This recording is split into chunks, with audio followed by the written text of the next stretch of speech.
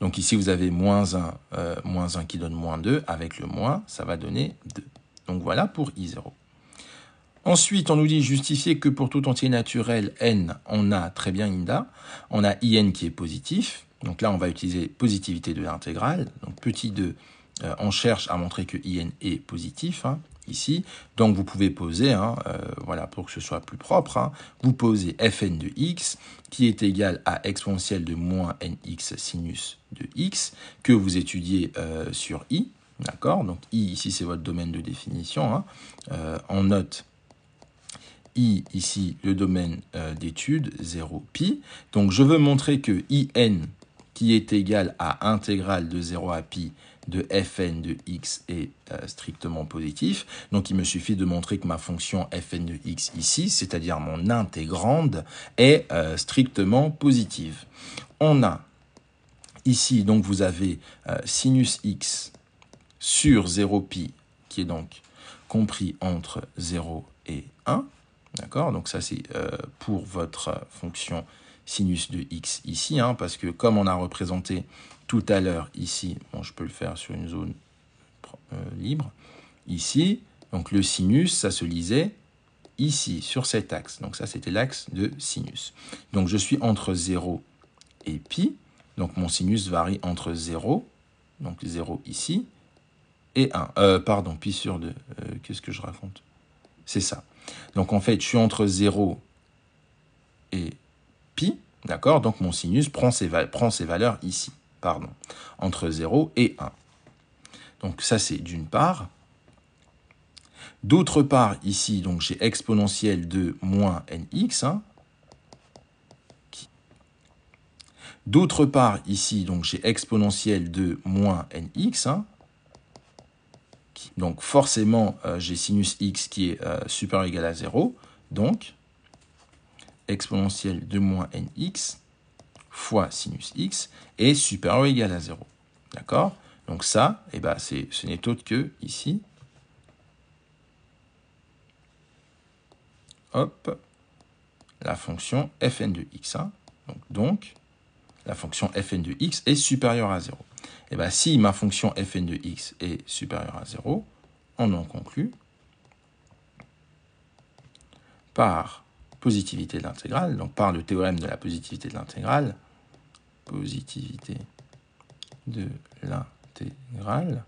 que notre fonction in, qui est égale à l'intégrale de 0 à pi de notre fonction fn de x dx, eh ben, est supérieure ou égale à 0. Okay, étant donné ici que notre fonction fn de x est positive. Donc moi, je vous recommande quand même de poser, vous voyez, quand je pose une fonction fn de x, eh ben, en termes de rédaction, c'est beaucoup plus simple pour moi. D'accord? Et puis, je fais un condensé. Je n'ai pas à chaque fois à réécrire exponentielle de moins nx sinus x. Ok? Je condense comme ça, c'est beaucoup plus clair parce que j'ai une fonction supérieure ou égale à 0. Je sais que l'intégrale de ma fonction est supérieure ou égale à 0. Donc voilà pour cette première partie ici. Donc là, on était sur la question 2.a. Donc maintenant, on va passer sur la question 2.b. On nous demande de montrer que pour tout entier naturel, on a in plus 1 moins in qui est inférieur ou égal à 0. Ici, donc, là, on passe sur la 2.b. 2.b. Donc, on veut montrer que in plus 1 moins in est inférieur ou égal à 0. Donc on va le réécrire de telle sorte qu'on ait encore à appliquer la positivité de l'intégrale ici. Donc soit, en fait, in plus 1, bon, alors, non, on va passer comme ça. On va le garder comme ça. Mais juste ici, on veut montrer qu'in plus 1 moins in est inférieur à 0. Alors, si on veut appliquer le théorème de positivité de l'intégrale tel quel, on peut passer in plus 1 moins in de l'autre côté. D'accord? Ce qui revient à montrer que in moins in plus 1, donc dans l'autre sens, est positif. OK? Donc ici, vous avez deux possibilités. Hein. Vous pouvez soit dire, OK, ça veut dire que je dois montrer que in est supérieur à in plus 1. Donc, ça veut dire que vous devrez montrer que la fonction fn de x est supérieure à la fonction fn plus 1 de x. Soit, eh ben, vous gardez l'intégrale comme ça, mais dans ce cas, vous devez montrer que la fonction fn de x moins la fonction fn plus 1 de x est positive. Comme ça, par le passage à l'intégrale, donc vous aurez fn moins fn plus 1 qui sera positif. Donc vous aurez intégrale de fn moins intégrale de fn plus 1 qui sera positif, ce qui va vous donner in moins in plus 1 qui sera positif. OK? Donc ici, là, je vous ai présenté les deux méthodes de raisonnement. Ce n'est pas une rédaction, hein, on est d'accord. Donc ici, voilà. Donc soit vous allez dire, OK, moi, je préfère vraiment appliquer dans ce sens-là. C'est-à-dire, je compare mes deux fonctions. Et ensuite, comme ça, je peux conclure ici que l'intégrale de fn, donc qui est in, est supérieure à l'intégrale de fn plus 1. D'accord? Soit vous dites, OK, moi, dans ce sens, ça ne me dérange absolument pas, parce que je sais que in moins in plus 1 supérieur à 0, eh ben, il suffit que je travaille avec les fonctions qui sont en dessous, ici, d'accord? Donc, que je prenne intégrale, en fait, enfin, que je prenne fn, qui est la fonction associée à l'intégrale de in. Hein, je vous rappelle, on a défini fn tel que in soit égal à l'intégrale de fn. D'accord? Parce qu'en termes de notation, de rédaction et de clarté, c'était mieux d'introduire comme ça la suite de fonctions. OK? Voilà. Maintenant, cette possibilité ici, bon, vous voyez que c'est un petit peu plus compliqué quand même, parce qu'il faut bien que je fasse toutes ces étapes qui sont ici. C'est-à-dire que quand je veux montrer que in moins in plus 1 est supérieur à 0 en utilisant la positivité de l'intégrale, eh ben, il faut que je me ramène à une seule intégrale. Ça veut dire qu'en fait, ici, il faut que j'étudie la fonction différence, d'accord? Alors que ici, à droite, j'ai pas besoin de beaucoup réfléchir. Je compare f, il faut que j'étudie la fonction différence, d'accord? Alors que ici, à droite, j'ai pas besoin de beaucoup réfléchir. Je compare fi sur cette forme-là, d'accord? Parce que là, voilà, je peux facilement justifier et puis c'est bon, voilà, c'est pas beaucoup plus simple, mais bon, voilà, c'est quand même plus, ça fait quand même moins d'étapes, d'accord? Donc voilà, on est parti. Donc ici, on va comparer fn de x et fn de x. Donc tout ce qu'on a mis en bleu, tout ce qu'on a fait jusque-là, c'était le brouillon. Donc là, on va commencer à rédiger. Donc on veut montrer que fn est supérieur à fn plus 1 de x. Donc je vous réécris juste ici. Donc en bleu, le brouillon, hein, fn de x, c'est quoi? Fn de x, c'est exponentielle de moins nx sinus de x. Fn plus 1 de x, c'est quoi? Eh ben, c'est exponentielle de moins n plus 1 de x sinus de x. D'accord? Donc en fait, ici, qu'est-ce que ça veut dire? Eh ben, ça veut dire que lorsque je compare mes deux fonctions, elles ont toutes les deux sinus x. Donc en fait, eh ben, il suffit juste de qu'on les compare en termes d'exponentielle ici. D'accord? Donc ils ont les termes différence exponentielle de moins nx et exponentielle de moins n plus 1x. Donc si fn de x est supérieur à fn plus 1, ça veut dire que exponentielle de moins nx est supérieure à exponentielle de moins n plus 1x. D'accord? Donc du coup, c'est exactement ça qu'il nous faudra démontrer. Donc, comment est-ce que vous pouvez faire ça? Alors moi, j'ai une façon un petit peu astucieuse de le faire. Comme vous comparez des exponentielles négatives, c'est pas toujours évident. C'est mieux de commencer par le sens qui est positif. C'est-à-dire qu'en fait, on a exponentielle de n plus 1 x. Et bien ça, on sait que c'est supérieur à exponentielle de nx, puisque n plus 1 x est supérieur ou égal à nx. D'accord? Donc pour tout x appartenant à 0 pi, d'accord, on peut écrire ici cette inégalité-là. N plus 1 étant plus grand que n. C'est comme si j'avais exponentielle de 3, et ben c'est supérieur à exponentielle de 2.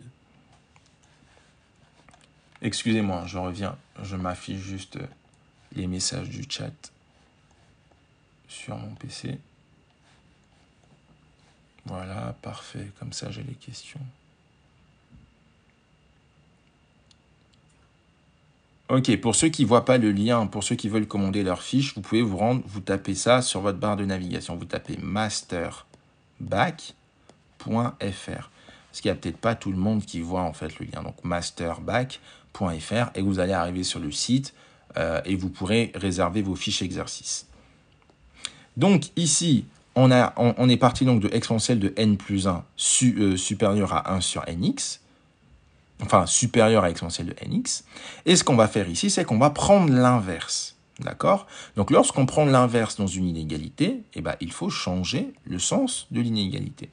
Donc ici, on a 1 sur exponentielle de n plus 1 x est inférieur à 1 sur exponentielle de nx. OK? Et ben, à partir de là, on va utiliser le fait que 1 sur exponentielle de a, et ben, que c'est égal à exponentielle de moins 1. OK? Ici. Donc, à partir de là, ça veut dire que 1 sur exponentielle de n plus 1 x, et ben, c'est égal à exponentielle de moins n plus 1 x. Et 1 sur exponentielle de nx, et ben, c'est égal à exponentielle de moins nx. Donc, c'est parti. Ici, on va pouvoir écrire que, ainsi, exponentielle de moins n plus 1 x est bien inférieure à exponentielle de moins nx. Et donc, pour retrouver les fonctions fn et fn plus 1, ici, eh ben, il suffit de multiplier par sinus x. Sinus x étant bien compris entre 0 et 1. Donc, avec ici 0 qui est supérieur à sinus x, d'accord? Sinus x est bien positif sur 0 pi. Donc, je peux multiplier ici par sinus x sans avoir à changer le sens de mon inégalité, fois sinus x. Donc, ici, j'ai bien retrouvé ma fonction fn plus 1 de x, qui est inférieure à ma fonction fn de x. Donc, ensuite, je peux passer à l'intégrale, ce qui signifie que l'intégrale de fn plus 1 de x, fn de x. Donc, ensuite, je peux passer à l'intégrale, ce qui signifie que l'intégrale de fn plus 1 de i dx. OK? Donc, intégrale de fn plus 1, eh ben, c'est in plus 1, et donc inférieur à in. Et donc, je peux bien réécrire in plus 1 moins in, inférieur ou égal à 0. Donc, je réexplique rapidement pour qu'on soit tous sur la même longueur d'onde. Donc, ici, je veux comparer fn et fn plus 1. Donc, j'ai écrit leur expression ici. Donc, et je me rends compte que la seule différence entre les deux, c'est les termes en exponentiel. Donc, en fait, pour comparer ces deux fonctions, il me faut et il me suffit de comparer les termes avec les exponentiels. Donc, je dois comparer exponentielle de moins nx et exponentielle de moins n plus 1x. OK? Donc, ici, qu'est-ce que je fais pour comparer ces deux exponentiels? Je commence par les comparer sans les signes moins. D'accord? Parce que dans ma tête, logiquement, c'est plus simple. Bien sûr, si vous êtes à l'aise, vous pouvez directement écrire ça. D'accord? Parce que du coup, eh ben, pour vous, c'est logique, vu que moins n plus 1 x étant plus grand que nx, si je mets le signe moins, je deviens plus petit. OK? Mais voilà, OK? Vous pouvez peut-être vous emmêler les pinceaux. Donc, le mieux ici, c'est vous réécrivez d'abord dans le sens positif. D'accord? C'est-à-dire que moi, le fait de dire exponentielle de n plus 1 x est plus grand que exponentielle de nx, ça c'est clair pour moi, puisque n plus 1 est plus grand que n. Ensuite, je vais passer à l'inverse. D'accord? Donc j'inverse ici. Donc ici, ça devient 1 sur 1 sur. OK? Et quand je passe à l'inverse, eh ben, je dois changer le sens de mon inégalité.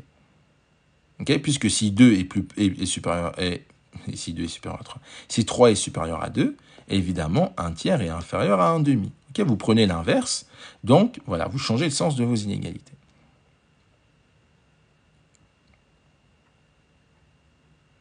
OK?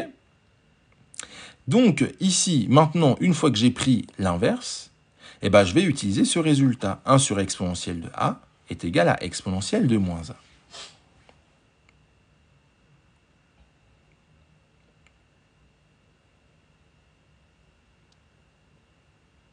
Donc je la refais. Ici, j'ai, en fait, hop, si j'ai a qui est inférieur ou égal à AB, ouais, j'aurais dû changer de couleur. Si j'ai a qui est inférieur ou égal à B, d'accord, alors j'ai 1 sur a qui est supérieur à 1 sur B.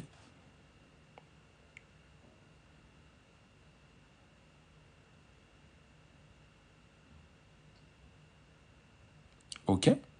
Donc ça veut dire que quand je change ici, enfin quand je passe à l'inverse, je change le sens de mes inégalités. Ok? Donc c'est ce que j'ai appliqué ici. Donc c'est dans un sens comme dans l'autre, d'accord? Si c'est inférieur, ça devient supérieur. Si c'était supérieur, eh ben ça deviendra inférieur.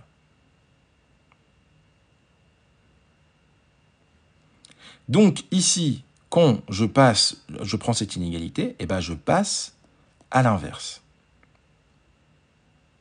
Donc je change le sens de mes inégalités. Maintenant, quand j'ai 1 sur une exponentielle, donc c'est ce que j'ai marqué ici, si j'ai 1 sur exponentielle de a, eh ben ça donne exponentielle de moins 1. Je passe à l'inverse parce qu'en fait, moi, ce que je veux comparer, c'est exponentielle de moins nx et exponentielle de moins n plus 1x. D'accord? Donc c'est pourquoi je passe à l'inverse, parce que 1 sur exponentielle de n plus 1x, en fait, ça donne exponentielle de moins n plus 1x. Et 1 sur exponentielle de nx, ça donne exponentielle de moins nx. Et pourquoi on les compare? Parce qu'en fait, on veut comparer fn de x et fn plus 1 de x. Sauf que fn de x a pour expression exponentielle de moins nx fois sinus x. Et fn plus 1 a également pour expression exponentielle de moins n plus 1x fois sinus x.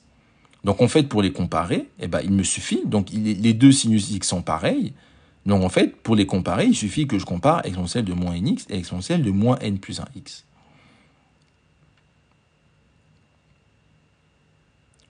Ok? Et je les compare parce que je dois comparer mes fonctions. Une fois que j'aurai comparé mes fonctions, eh ben, je pourrai comparer mes intégrales. Ici.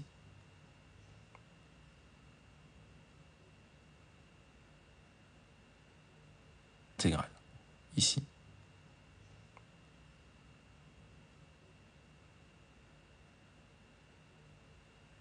Mes exponentielles, eh ben, je peux multiplier de part et d'autre par sinus x, sinus x étant positif sur 0pi, de sorte que bah, là, je retrouve fn plus 1 de x, et là, je retrouve fn de x. Ok? Donc la rédaction, c'est tout ce qu'on est en train de faire là, justement. Donc j'arrive ici, et bah maintenant, je peux conclure ça. Une fois que j'ai cette inégalité-là, eh ben, je passe à l'intégrale. D'accord? Parce que intégrale de fn plus 1, eh ben, c'est in plus 1. Et intégrale de fn, eh ben, c'est in. Donc là, j'ai réussi à comparer mes deux intégrales. Et après, bah, je peux passer in de l'autre côté pour retrouver l'inégalité demandée par l'exercice.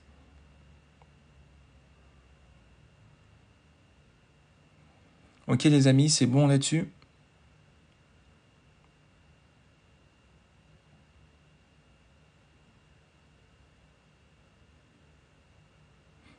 Donc ici, tu peux, une fois que tu as comparé ici, donc tu peux mettre par positivité de l'intégrale ou par passage à l'intégrale. Et c'est mieux de faire ça que l'autre avec linéarité. Oh, bah en fait, pas forcément mieux, mais c'est juste que moi je le trouve, je sais pas, j'ai une petite préférence pour le faire dans ce sens-là. D'accord? Mais à partir d'ici, évidemment, une fois que vous avez écrit ça, eh ben, vous pouvez ramener fn plus 1. Vous pouvez dire du coup fn plus 1 de x moins fn de x et du coup inférieur à 0. D'accord? Et ensuite là, vous passez ensuite à l'intégrale. Donc l'intégrale de fn plus 1 moins l'intégrale de fn, enfin, intégrale. En fait, là, vous faites d'abord fn plus 1 moins fn inférieur à 0.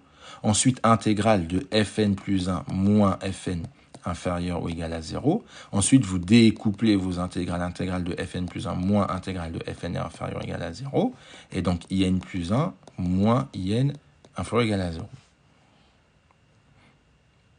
Non, tu n'es pas obligé d'écrire par positivité de l'intégrale. Tu peux écrire par passage à l'intégrale.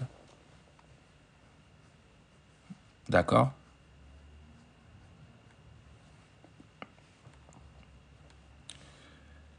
Donc voilà pour cette question-là. Et maintenant que je suis en train de le corriger, je me dis qu'on a déjà corrigé ça il n'y a pas si longtemps, mais je crois que tout le monde n'était pas là. Parce que c'était hyper tard, donc je me rappelle. Donc maintenant on passe à la C, effectivement. Enfin on passe à la Oui, à la C, voilà. Donc maintenant, déduire des deux questions précédentes que la suite IN converge. Donc ici, convergence monotone, hein, spontanément. On a IN plus 1 moins IN qui est inférieur à 0, donc IN plus 1 qui est inférieur à IN. Autrement dit, la suite IN, elle est décroissante. Et ensuite, d'après IN supérieur à 0, elle est minorée. Ma suite est décroissante et minorée, donc elle est convergente. Ok, oui, Adem, toi, tu étais là, donc tu te rappelles du corrigé. Je sais pas quand tu es arrivé, Adem, on a corrigé aussi l'exercice 3. Je sais pas si tu étais là, si tu as pu suivre. Bon, donc là, c'est vraiment le dernier DER des DER d'Amérique du Nord. Ok.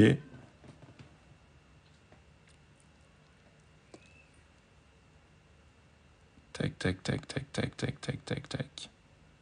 Non, c'est pas un 11 pouces pour ta curiosité. Il est plus gros. Donc ici, tac, on va passer à la 3A. Tac, je suis en train de regarder l'heure hein, pour la physique. Tchouk, tchouk, tchouk, tchouk, tchouk. Bon, je sais pas si on aura le temps de faire de la physique aujourd'hui, hein, mais je pense peut-être... En fait, je pense que demain, on fera full physique. Comme là, du coup, on a bien bossé sur les maths. Demain, on fera full physique. Ok ? Donc ici, maintenant, on nous demande de montrer que IN est inférieur à intégrale de A0 de 0 pi de exponentielle de moins nx. Donc ici, bon, on va refaire un peu les mêmes choses. Hein. Donc là, on sait que IN ici, c'est... Bon, nous, on a fait nos introductions ici. Hein. Donc, on a noté Fn de x, la fonction, cette fonction qui est ici, on a noté Fn de x, d'accord, pour ceux qui viennent d'arriver, pour que vous puissiez suivre. Donc, ici, en fait, qu'est-ce que je vais pouvoir écrire? Eh ben, en fait, je peux écrire, étant donné que 0 est plus petit. Donc, ici, en fait, qu'est-ce que je vais pouvoir écrire? Eh ben, en fait, je peux écrire, étant donné que 0 est plus petit, pas besoin de prendre le côté positif, hein, mais je l'écris juste. En fait, je multiplie tout par exponentielle moins nx, donc j'ai exponentielle de moins nx. Sinus de x eh ben, est inférieur à exponentielle de moins nx. OK? Donc ensuite, à partir de là, eh ben, je passe à l'intégrale. Donc j'ai ça ici. Donc je peux passer à l'intégrale. Donc je retrouve l'intégrale ici de Fn, qui est inférieure à l'intégrale de moins nx. Donc je retrouve que IN est inférieur à l'intégrale de exponentielle de moins nx.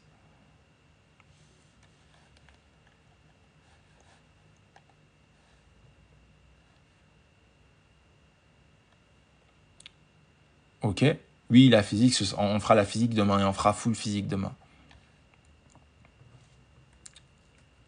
Ok, pour cette partie, donc je la refais. On part de l'encadrement du sinus. On multiplie tout par exponentielle de moins nx pour faire apparaître notre fonction Fn ici. On est sur 0pi, donc je l'ai précisé tout à l'heure. En fait, sur 0pi, sinus est compris entre 0 et 1. C'est pour ça que j'ai mis sur 0pi, on a ça. Donc ensuite, j'ai ça, donc je multiplie par l'exponentielle, parce que moi, je veux faire apparaître ma fonction Fn, ma fonction Fn ici.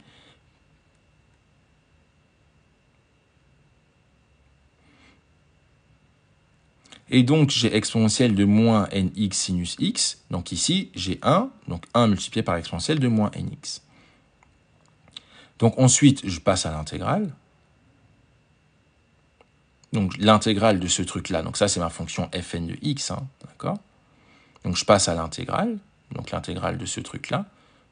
Donc là, j'ai pas rédigé, hein, mais c'est intégrale de Fn de x dx entre 0 et pi.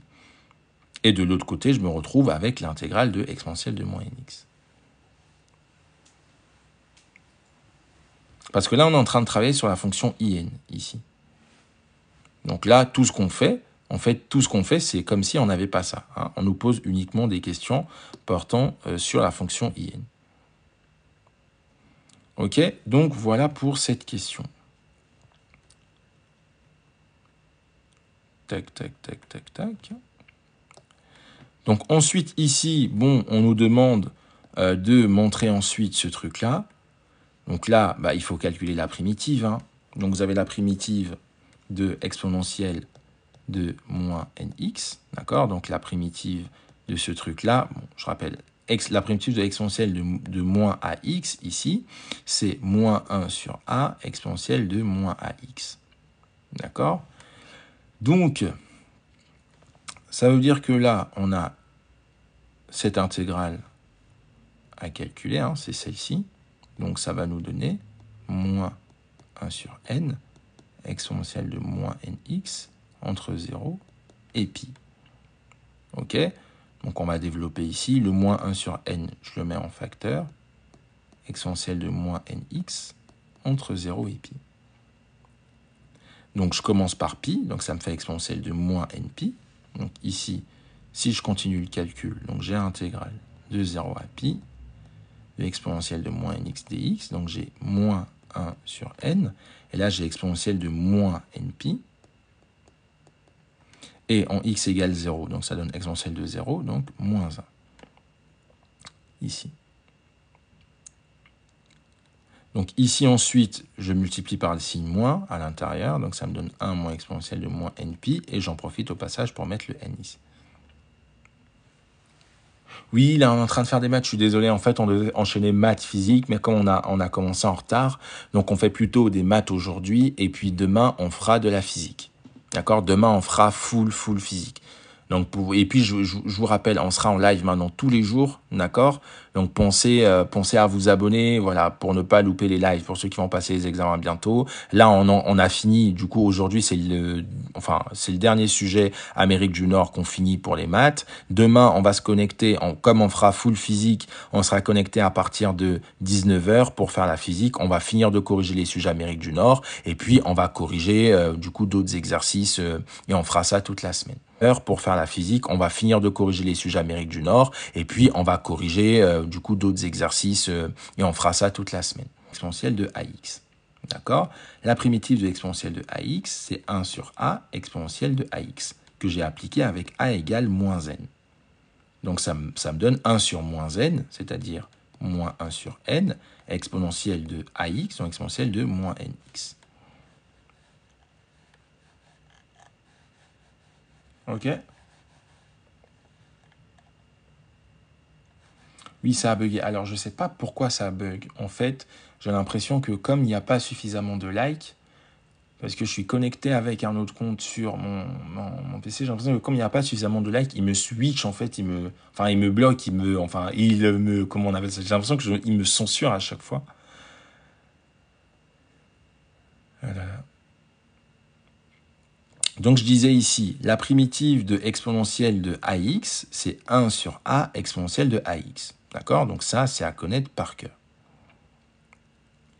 Ensuite, je l'ai appliqué avec a égale moins n, vu que ici, je cherche l'exponentielle de moins nx. Donc, c'est avec a égale moins n. OK? Donc, ça me donne 1 sur moins n, c'est-à-dire moins 1 sur n, exponentielle de ax, avec a égale moins n, donc ça me donne exponentielle de moins nx. OK, les amis? C'est bon, là, on est clair pour tout le monde? Donc, c'est comme ça que j'ai obtenu la primitive qu'il y avait ici. Donc, j'ai mis la primitive ici. C'est moins nx, oui. Non, en fait, regarde, c'est ax. Donc, toi, tu as moins nx. Donc, le a vaut moins n, en fait. Parce que là, tu as déjà x. Tu as x, tu as x. Donc, le a vaut moins n. D'accord? Donc, je prends la formule du cours que je dois appliquer, du coup, vu que moi, j'ai l'exponentielle de moins nx. Donc, c'est a égale moins n. Très bien. Ok, Laura, pour les fiches que tu viens d'acheter, l'équipe va te paramétrer un accès. Donc, après le live, j'irai aider l'équipe également à paramétrer les accès. Mais dans les minutes, alors ce sera soit en minutes, en fonction de où tu es dans la file d'attente, soit ce sera quelques heures tout au plus. L'équipe va te paramétrer tes accès personnalisés. Donc, tu vas recevoir toutes les infos pour pouvoir accéder à ton drive d'ici quelques minutes, voilà, quelques heures max. Mais en tout cas, ça va arriver ce soir. Ok, donc ensuite, maintenant que j'ai réussi à déterminer donc la primitive ici, je t'en prie Laura, pas de souci. J'ai réussi à déterminer la primitive ici, donc moins 1 sur n exponentielle de moins nx, entre 0 et pi, et ben j'ai plus qu'à faire le calcul. Donc je commence par remplacer x par pi, donc ce qui me donne moins enfin bon, moi j'ai factorisé moins 1n, moins 1 sur n, d'accord, pour plus de simplicité. Comme ça, je me suis juste retrouvé avec l'exponentielle. Donc je remplace x par pi, donc j'ai exponentielle de moins n pi, moins exponentielle de moins n fois 0, pour le terme qui est en dessous. Donc moins exponentielle de moins n fois 0, exponentielle de moins n fois 0, ça fait exponentielle de 0, donc ça fait moins 1. Donc le moins 1 qui est ici. Ok, donc après, qu'est-ce que j'ai fait? Eh ben, j'ai multiplié le signe moins qui est ici, je l'ai fait rentrer dans la parenthèse. Donc j'ai changé le signe de chaque expression qui était déjà là. Donc au lieu de moins 1, eh ben, j'ai maintenant 1. Et au lieu de exponentielle de moins n pi, eh ben, j'ai maintenant moins exponentielle de moins n pi. Ensuite, le 1 sur n, ben, je l'ai passé tranquillement au dénominateur. Ok, c'est clair pour tout le monde? Ah, parfait. Là, il y a pas mal de monde qui like. Je vois que le live, il bug moins là. Ok, donc il faut que je vous invite souvent à liker. Ok. Bon, là, maintenant, pour ceux qui sont là, vous avez la consigne. On sera en live tous les jours, hein, parce que là, le bac, c'est bientôt. Donc, pour vous donner un maximum de contenu, on sera connecté tous les jours. Donc, systématiquement, pensez à liker, en fait, parce que sinon, le live, il bug. En fait, il a l'impression qu'on fait rien. Alors qu'en fait, vu que les gens sont concentrés, ils sont en train de réfléchir. Donc, forcément, ils sont pas là que pour liker. Ils sont là pour bosser. Mais du coup, de temps en temps, bon, voilà, vous pourrez liker, du coup. Je t'en prie, avec plaisir. Alors, Ben, est-ce que tu peux préciser qu'est-ce que tu n'as pas compris? Est-ce que tu viens d'arriver? C'est peut-être ça. Si tu viens d'arriver, peut-être que même là, en soi, on calculait une primitive. Mais du coup, Ben, regarde, si tu ne comprends pas, on va le faire proprement ici. Ok, les amis, vous permettez, on a Ben qui ne comprend pas, donc je vais juste refaire l'intégrale au propre. Voilà, comme ça, ce sera bien compréhensible. Donc ici, on est en train de chercher à calculer l'intégrale de moins nx dx. Ok, donc ici, on va noter soit... Oui, il y a aussi des intégrales en physique, mais là, on est en train de faire des maths. Hein. Regardez pas au titre, normalement on devait faire maths physique, mais comme on n'a pas eu le temps, on fait full maths aujourd'hui. Demain, on fera full physique, on sera connecté à partir de 19h. Jusqu'à ce qu'on soit fatigué, du coup. Je vais préparer plein de sujets, comme ça on va bosser, et qu'on sera fatigué. Ah, et le bac, c'est bientôt, hein, Cédric. Tu sais, il y en a qui vont passer le bac, dont bac Liban, là, c'est le 31, donc écoute, hein. Donc voilà, nous on est connectés, en tout cas pour les personnes qui en ont besoin, nous on sera toujours là. Donc ici, je vais noter soit gn de x, la fonction exponentielle de moins nx. D'accord, oui, il y aura des rediffusions. En fait, moi, j'ai téléchargé les vidéos. Par exemple, la rediff d'hier, je l'ai téléchargée sur mon PC, enfin sur mon téléphone. Le problème, c'est que quand je la mets sur YouTube, en gros, vous savez, hein, ça charge, ça met 0,80%, ça arrive à 100%, puis après, ça m'affiche traitement sur YouTube. Et après, boum, j'ai rien. Donc ça met traitement des fois pendant 3 heures. Donc en fait, je sais pas pourquoi est-ce que ça fait ça. Donc je pense que ce que je vais faire, c'est que les rediffs, je vais plutôt les poster sur TikTok. Le problème, c'est que je peux poster que 30 minutes. Et tant qu'à faire, je vais les poster par lot de 30 minutes. Je vous mettrai une partie 1, une partie 2, une partie 3, une partie 4. Parce que si je postais sur TikTok, ce serait déjà fait en fait. Ah, tellement. Oui, désolé. Oui, oui, Lenitou, en fait, c'est l'habitude. J'utilise tellement le stylet maintenant pendant des heures et des heures que même pour parler, je fais des dessins. Donc, en fait, ici, pour calculer cette intégrale, je vais juste noter, en fait, hein, la fonction g. D'ailleurs, je vais même pas l'indicer, ok, pour pas que ça porte, pour pas que, voilà, ça ait l'air compliqué. Je vais juste noter la fonction g de x ici comme étant exponentielle de moins nx, d'accord? C'est cette fonction qui est là. Ok, donc je veux juste extraire cette fonction ici, puisque pour calculer cette intégrale, on va déterminer la primitive de cette fonction. D'accord? La fonction g de x, c'est ça. Donc pour cette intégrale, j'ai besoin de la primitive de cette fonction. D'accord? C'est juste pour ça que je le note en termes de rédaction pour que ce soit lisible. Donc on cherche la primitive de g. Donc ici, cherchant, d'accord, grand Gx, primitive de g, de la fonction g de x. Ok? Donc ici, on sait que la primitive donc de... on sait que... Bon, je vais le noter comme ça. Hein, donc la primitive... Tac, tac, tac, tac, tac.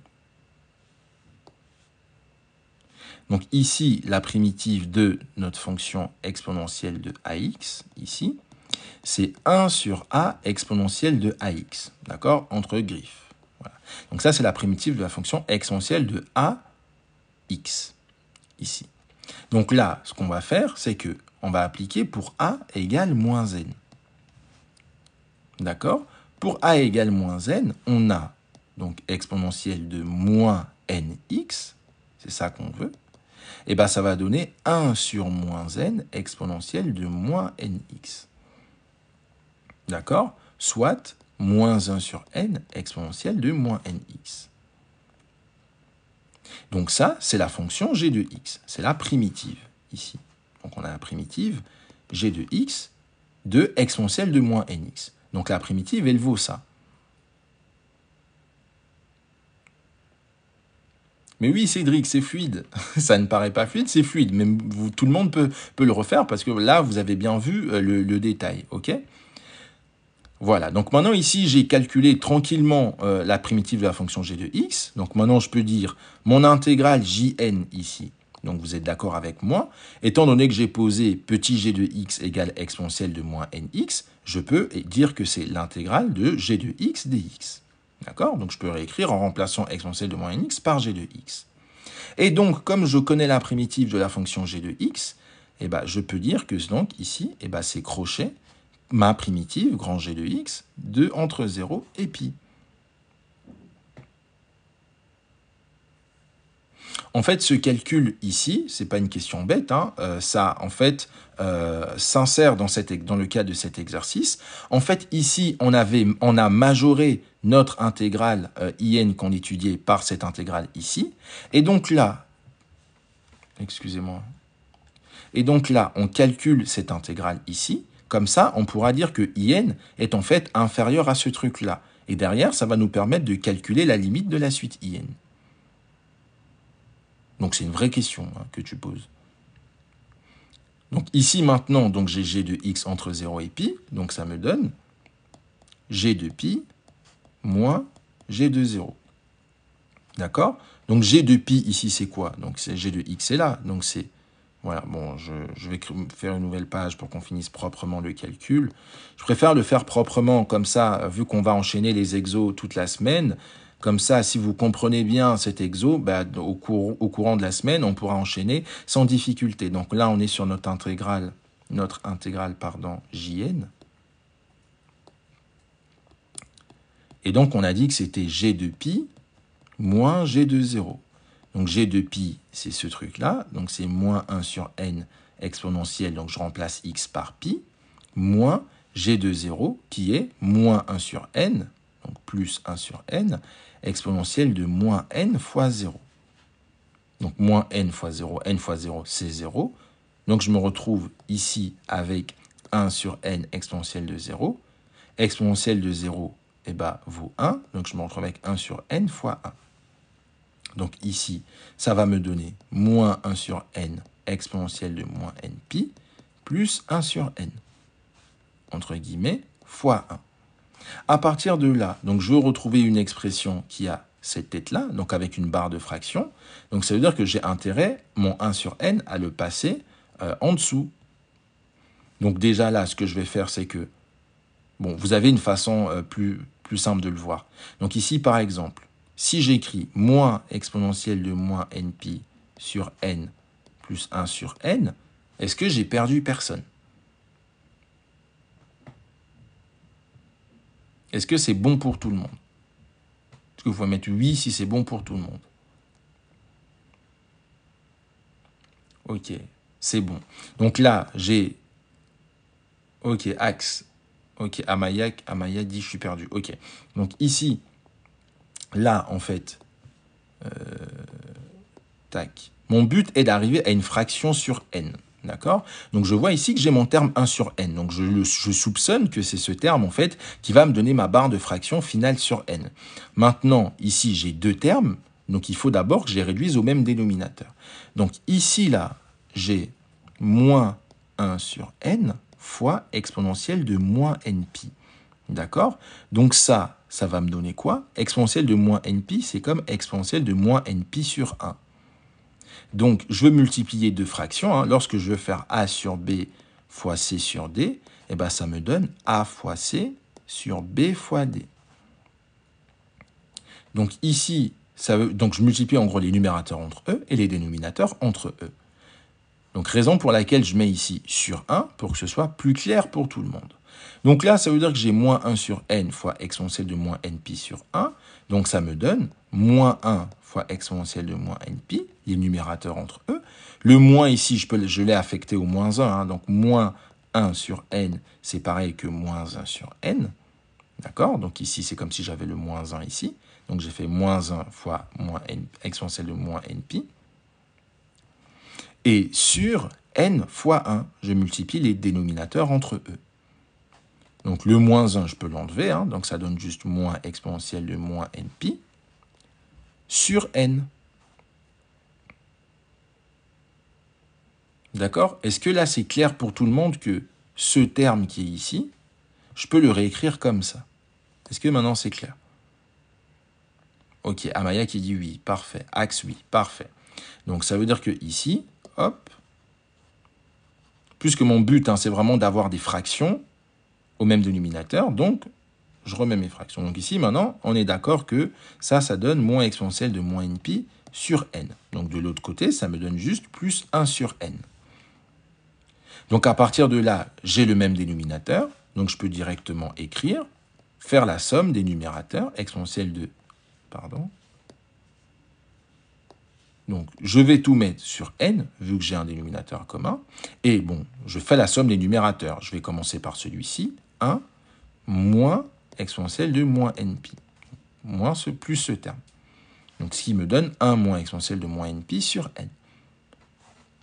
C'est bon, du coup, pour la finition, pour tout le monde?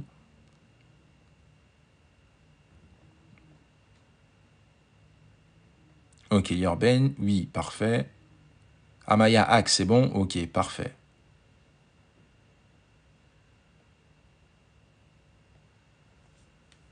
Ok, j'attends vos retours. Est-ce que c'est bon pour tout le monde pour qu'on passe à la suite?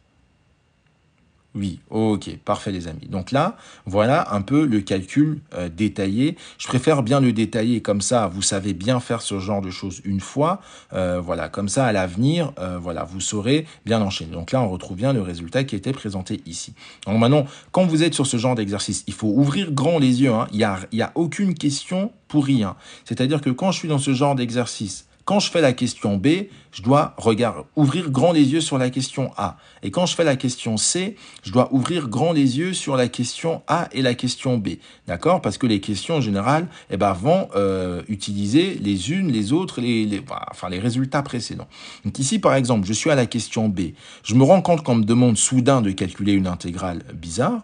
Je me dis, tiens, pourquoi on me demande de calculer cette intégrale? Je retourne à la question A pour voir si cette intégrale n'apparaît pas. C'est comme ça que je me rends compte que cette intégrale apparaît. Ok? Donc, ça veut dire que je comprends que l'exercice va vouloir que je remplace cette intégrale par le calcul que je viens de faire, naturellement. D'accord? Donc là, c'est la conclusion. Hein. Maintenant, quand vous allez dans des exercices comme ça qui sont un petit peu plus difficiles, à chaque question, il faut toujours tirer une conclusion par rapport aux questions précédentes. Donc à partir de là, hein, moi, si vraiment pour dominer l'exercice, une fois que j'ai fini de faire ça, je me dis, tiens, pourquoi est-ce que j'ai fait ça? Donc j'ai fait le lien. Je me dis, ok, donc ça veut dire que je peux dire que in est plus petit que 1 moins exponentielle de moins npi sur n. C'est comme ça que je vais pré-shot les questions d'après. Donc ici, oula, pourquoi est-ce qu'il... Ok, un instant, hein. J'ai la tablette qui a baissé en luminosité. Je vais juste...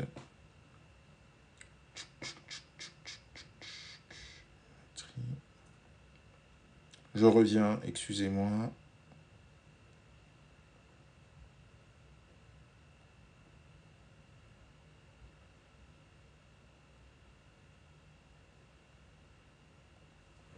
Ok, parfait, me voici. Donc, je disais, donc là, c'est la conclusion que je tire sur la question B. Parce que sur ce genre d'exercice, hein, j'insiste. Pourquoi est-ce que, en fait, ce genre d'exercice devient difficile? Parce que les élèves ne sont pas habitués, en fait, à observer les questions. C'est-à-dire que quand vous traitez une question, en général, vous êtes la tête dans le guidon, et puis vous arrivez ici, vous dites, ah, mais voilà, l'exercice est obligé de vous dire de déduire, parce que si on vous dit pas, vous n'avez pas l'habitude, et c'est pas votre faute, hein, voilà, on n'est pas habitué, en fait, à faire des exos où vraiment les les questions sont liées les unes aux autres en terminale, enfin du moins de cette façon-là, à ce niveau-là. Donc forcément, vous, si vous voulez vraiment dominer les exercices, prenez cette habitude. D'accord? Je suis en train de faire une question B. Bah, faut que je me dise, pourquoi est-ce qu'on me demande de montrer ça après avoir fait ça? D'accord? Donc là, vous voyez, bien sûr que c'est parce qu'on veut montrer que la suite converge. Donc, on va utiliser ça pour dire que la suite est minorée et ça pour dire que la suite est décroissante. Ce que je vous recommande même de faire, c'est quand vous avez fini de faire une question, dites-vous, est-ce que je peux tirer une conclusion? D'accord? Donc, par exemple, ici, la conclusion à tirer, c'était de dire que ma suite était minorée. C'est ça? Ma suite était minorée. D'accord? Donc, on est parti. Donc, question C, ici, hein, on nous dit déduire des deux questions précédentes la limite de la suite UN. Donc là, je pouvais carrément pré-shot la question. Parce que quand je regarde ça, je me dis que ça va arriver à ce truc-là. Et quand je fais le lien avec les questions d'avant, avec les autres questions, je me dis, ah, bah en fait, ici, j'avais IN, en fait, qui était positive. Donc, ça veut dire que je peux écrire ça. Donc, avant même qu'on vous pose la question, vous comprenez déjà ce qui est en train de se passer. Okay, et lorsque vous bossez les exercices, hein, que ce soit dans vos fiches exercices ou que ce soit vous êtes en train de faire un exercice à côté, prenez l'habitude d'observer, soyez observateur. Quand vous faites un exercice, dites-vous, ok, quand on me fait cet encadrement-là, ok, d'accord, moi je vois que je vais pouvoir écrire ça, d'accord, mais quand j'écris les inégalités comme ça, je suis sur une suite, je pré-shot le théorème des gendarmes en fait. Ok, mais est-ce que cette partie-là, je l'avais? Ah oui, cette partie, je l'ai dans les questions d'avant. Ok. Comme ça, quand vous arrivez ici, vous serez hyper content, en fait. Quand vous arrivez à anticiper les questions, ça vous met dans un bon mood pour vraiment progresser dans l'exercice. Et ça, bah, il n'y a rien de plus satisfaisant, en fait, dans un exercice. Et ça vous permet même d'avoir les idées plus claires, d'avoir des réflexes quand vous êtes hyper à l'aise. Là où, si typiquement, vous commencez la question 1, vous n'y arrivez pas, en fait, eh bah, vous allez remarquer que même les questions ici que vous seriez capable de faire en temps normal, eh ben, vous n'allez pas réussir parce que vous êtes dans un mindset négatif. Ok? Donc voilà, il faut vraiment à chaque fois vous gratifier voilà, votre cerveau en vous disant ok, ça, je sais que ça veut dire que la suite est minorée. Pour vous-même, en fait, ça vous donne un bonus, vraiment une appréciation positive. Et sur 4 heures, ça peut faire toute la différence. Vraiment. Ok? Donc voilà, je vous donne plutôt des conseils pratiques. Hein. Ça, c'est vraiment des choses, des conseils, personne va vous dire ça en fait. Et pourtant, c'est des choses que des astuces que les meilleurs utilisent. Moi, en prépa, vraiment, c'est comme ça que je pensais quand j'attaquais un exo, j'étais en concours. Et j'essayais de regarder les questions, est-ce qu'elles sont liées les unes par rapport aux autres, d'anticiper les questions, etc. pour me mettre dans un bon mood.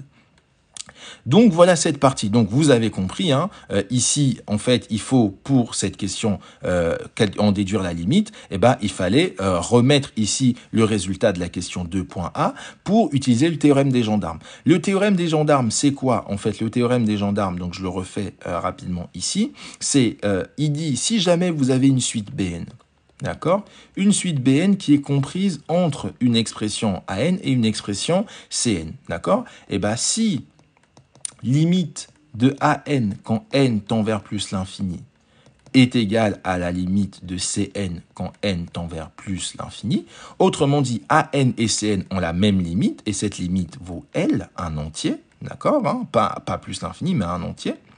Alors, vous pouvez en déduire que la limite de la suite qui est au milieu, quand n tend vers plus l'infini, sous réserve que cette suite converge, est égale à L, d'accord? Donc, sous réserve que la suite Bn converge.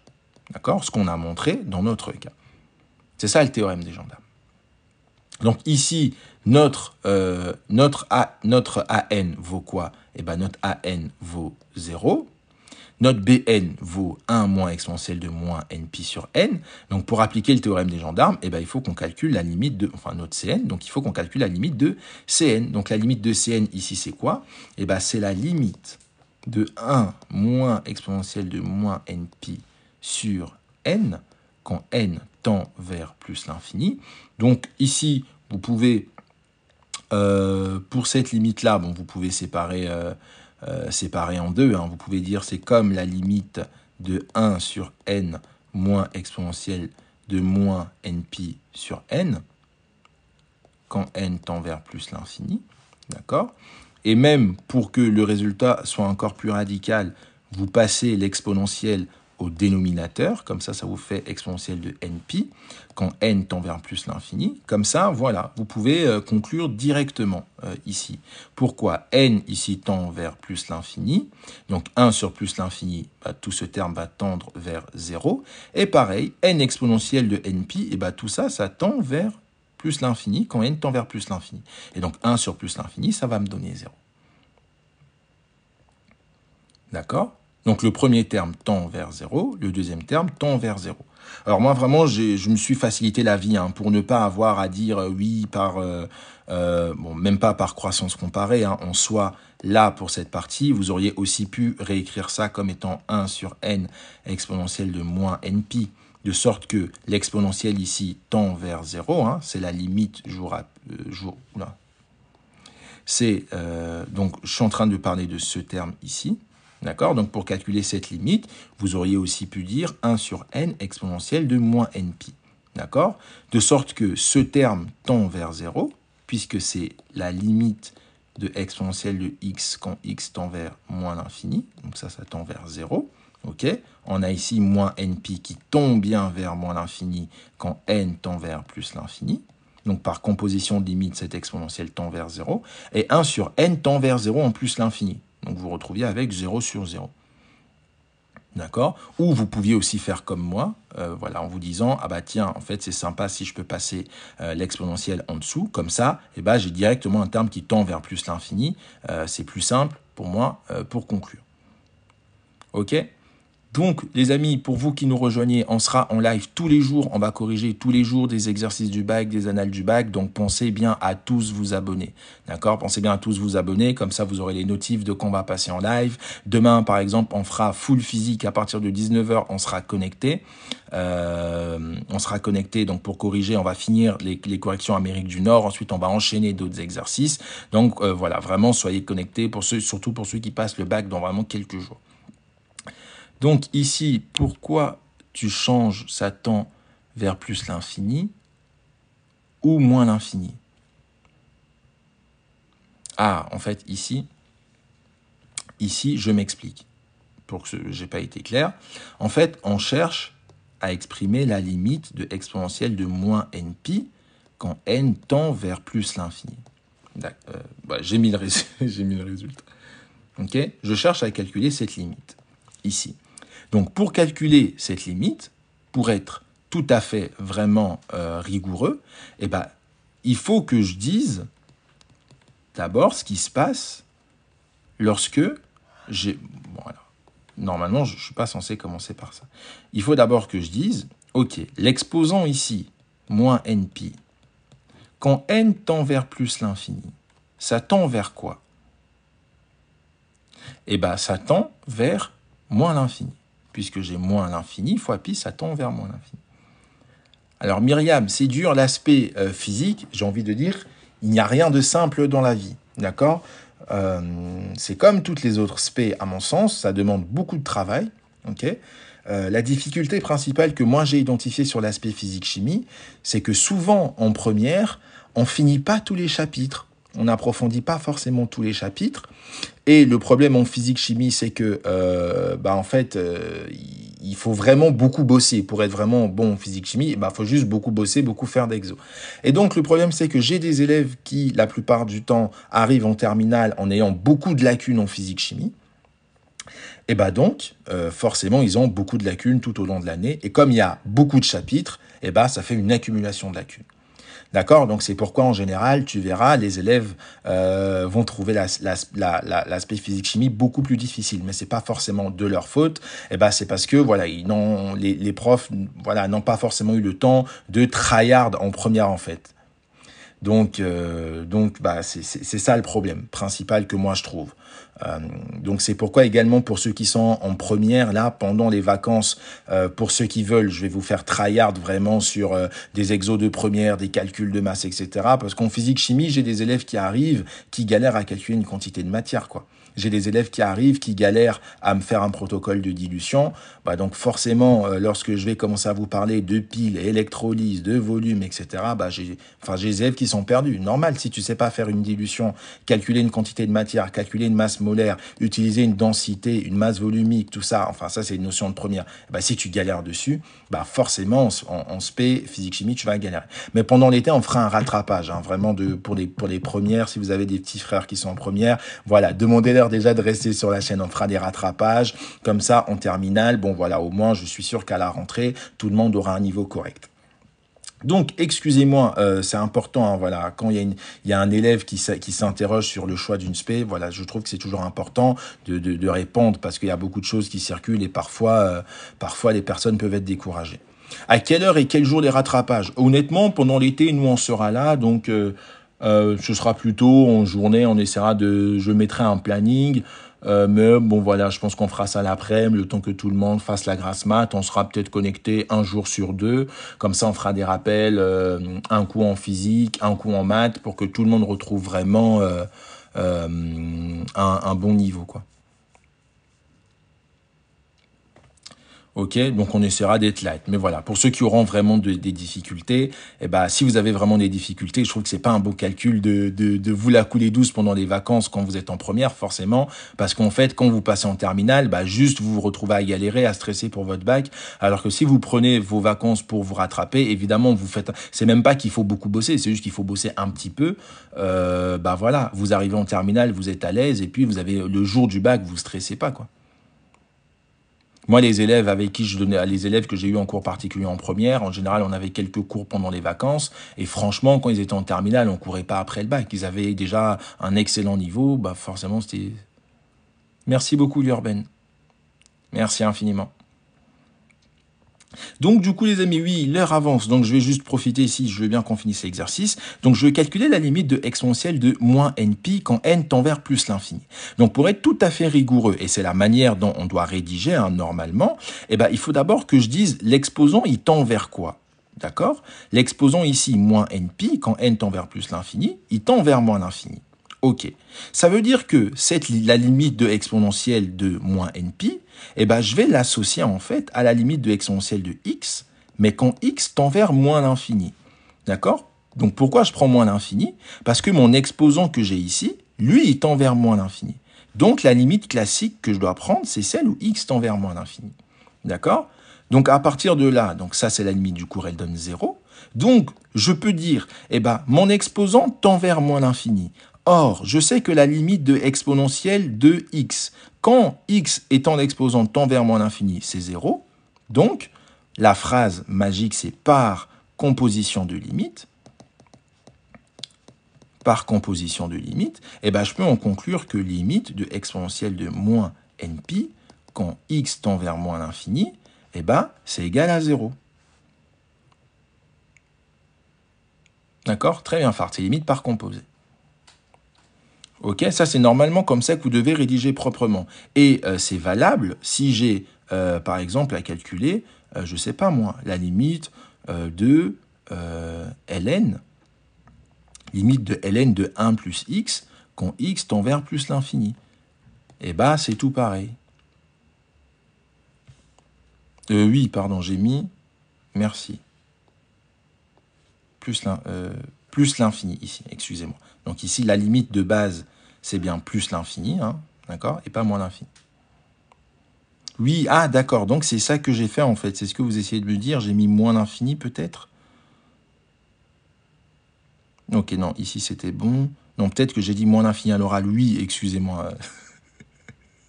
Donc oui, ici, la limite de base, et c'est même pas x, hein, pardon, c'est n, ici, hein, c'est n qui tombe vers plus l'infini.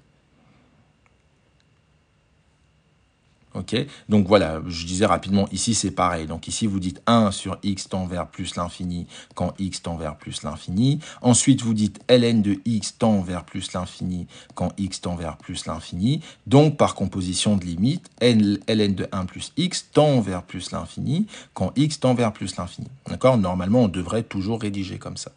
Mais par exemple ici, si vous dites plus l'infini directement, personne ne vous en voudra. Mais dans des cas où voilà, il y a un petit peu de composition de limite, c'est mieux de poser et d'être bien rigoureux. Donc ici, bon voilà, la conclusion c'était que ce truc tendait vers 0. Ok? Donc ensuite, on nous dit, en intégrant par partie in de deux façons différentes, établir les deux relations suivantes pour tout entier naturel n supérieur ou égal à 1. Donc on avait in ici, avec cette expression-là, et in ici, avec cette autre expression-là. Donc on retrouve l'expression de in ici, donc en intégrant par deux fois par partie, et ben en fait ici ce qu'on attendait, hein, c'est quand même assez classique dans les exercices. Si vous le revoyez une deuxième fois maintenant, vous le savez, et ben vous prenez un coup, ça comme étant u, puis vous prenez un coup, ça comme étant v'. D'accord? Donc vous faites votre intégration par partie, et ben un coup vous faites ça u', ça v, et puis vous faites ça v et ça u'. Vous inversez en fait deux fois. Donc c'est ce qu'on va faire, on est parti. Donc on a, c'est la question 4.a ici. Donc on a in. Donc là on va faire première fois. Égale intégrale de 0 à pi, u exponentielle de moins nx, sinus x dx, ok. Donc on pose ici u égale exponentielle de moins nx, u', donc la dérivée ici, donc moins n exponentielle de moins nx, c'est Amérique du Nord, jour 1, exercice 4. Ensuite, on prend v' égale sinus de x, la primitive, c'est moins cos de x, et ensuite, on applique la formule de l'intégration par partie. Donc ici, entre les crochets, on a les valeurs qui n'ont pas de dérivée, donc exponentielle de moins nx, fois moins cos de x, entre 0 et pi, moins l'intégrale, donc on change, si on avait exponentielle de moins nx, on se retrouve avec moins n exponentielle de moins nx, et si on avait un sinus, on se retrouve avec un moins cosinus ici, donc moins cos de x dx. Pardon, c'est pas très lisible, je vais juste réécrire proprement en dessous ici pour qu'on voit tous bien, entre 0 et pi, moins intégrale de 0 à pi de, donc ici on avait le premier terme, moins n exponentielle de moins nx, et là on avait moins cos de x dx. Oui, je peux... Ah oui, c'est trop zoomé, pardon. Hop. Voilà les amis, c'est clair. Donc comment j'ai trouvé u'? Bien sûr, pour trouver u', j'ai appliqué la dérivée de exponentielle de u. La dérivée de exponentielle de u, c'est u' exponentielle de u. Donc j'ai posé u égale moins nx. La dérivée de moins nx, donc c'est la dérivée de type ax. Hein. La dérivée de ax, c'est a. Donc la dérivée de moins nx, c'est moins n. D'accord? Donc j'avais u' qui valait moins n. Donc ici, j'ai pu dire u', donc moins n, exponentielle de u, donc moins nx. Ok? Ou je conseille aussi de retenir une forme plus simple, la dérivée de exponentielle de ax qui vaut a exponentielle de ax. Ok? Et donc on pouvait également appliquer ça avec a qui valait moins n. D'accord? Puisqu'avec a qui vaut moins n, eh ben, ça donne la dérivée de exponentielle de moins n x. Pardon. Où est-ce que j'étais? On était ici. Voilà. Donc avec a égale moins n, ça donne exponentielle de moins nx, ici. Donc ça me donnait moins n exponentielle de moins nx.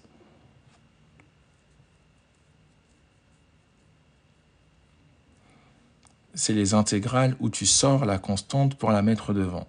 De façon générale, tu peux toujours sortir ta constante. D'accord? C'est ce qu'on va faire. C'est ce qu'on va faire ici, tu vas voir. Donc en fait, quand tu as une constante fois quelque chose dans ton intégrale, eh ben, tu peux toujours sortir ta constante. Grosso modo, si tu as intégrale du... Non, je vais prendre le... Voilà. En fait, si tu as intégrale de a fois f, ça donne a fois intégrale de f, en gros.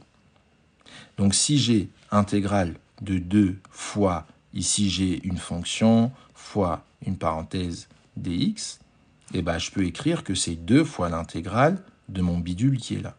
En fait, ma constante, je peux toujours la sortir. D'accord? Alors, pour ceux qui parlent de plus constante à la fin, donc là, c'est quand vous calculez des primitives que vous faites ça. D'accord? La particularité des primitives, c'est que vous n'avez pas de borne d'intégration. Donc en fait, vous rajoutez une constante au pif. OK? Mais lorsqu'on calcule une intégrale, en fait, la constante, elle va être dictée par ces bornes d'intégration-là. Donc, je ne rajoute surtout pas plus une constante. D'accord? Effectivement, comme dirait là, on intègre sur un intervalle. OK? Donc ici, vous pourriez mettre votre constante, hein, il n'y a pas de souci. Mais le truc, c'est que votre constante finira par se simplifier. C'est-à-dire que ici, si j'ai intégrale de f de x dx, et que pour la primitive, je prenne grand f de x plus une constante, et ben en fait là, si je mets mes bornes a et b, et ben quand je vais calculer en fait ici f de x plus k entre a et b, et ben en fait ça va me donner f de b plus une constante moins f de a, du coup, moins ma constante. Donc en fait ma constante va se simplifier. Donc tant qu'à faire, je ne vais pas mettre la constante quand je calcule une intégrale, puisque je sais qu'elle va se simplifier. D'accord? Donc de façon générique, je sais que ça va me donner f de b moins f de a directement. Ok? J'espère que c'est plus clair. N'hésitez pas si vous avez d'autres questions. Tac, tac, tac, tac, tac. Donc ici, on va finir soigneusement notre intégration. Donc le premier côté, je mets des constantes au hasard et d'autres cas, je mets rien, j'ai pas tous les points. En fait, quand on demande de calculer des primitives, lorsque l'exercice vous dit calculer des primitives, il faut toujours mettre plus constante. D'accord? Lorsque vous travaillez avec également des équations différentielles et qu'on primitive, donc dans le cas des équations différentielles, il faut mettre des constantes. Lorsque vous êtes en physique, vous mettez tout le temps des constantes. Mais lorsque vous faites du calcul intégral, là, on n'a pas besoin de mettre de constantes parce qu'on a des bornes d'intégration. On est sur un intervalle, ça finira par se simplifier. Donc ici, on est parti. Donc là, on va remplacer par pi ici. Donc là, il faut être vraiment, vraiment bien concentré sur cette partie du calcul. Donc on remplace x par pi. Donc ça nous donne exponentielle de moins n pi. On remplace x par pi, donc ça nous donne exponentielle de moins n pi. On remplace x, 0, ça fait 1, très bien.